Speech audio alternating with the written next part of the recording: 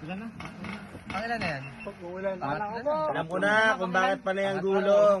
Pangatlo. Yung bit. Oo, sanay sa pagulong ng siomay. Comment ka na lang sa video. Yung siomay niya, pinapagulong-gulong niya yung siomay niya. Yung best friend mo, wala. Best friend mo, pangatlong try na itong hapon na to. Yan, tiga! Lahat ng timbang. Kulang sa... Huwag kayo mo po.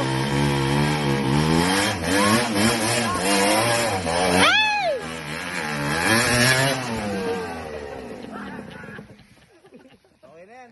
Tingnan natin kung ano yung stator niyan, Sai. Tingnan natin kung straight may problema yung rider. Tingnan natin, Sai, sakyan mo. Balik. Kaya.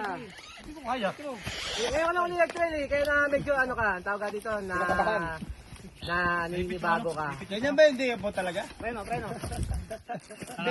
Bet, ganun ba talaga yung day off?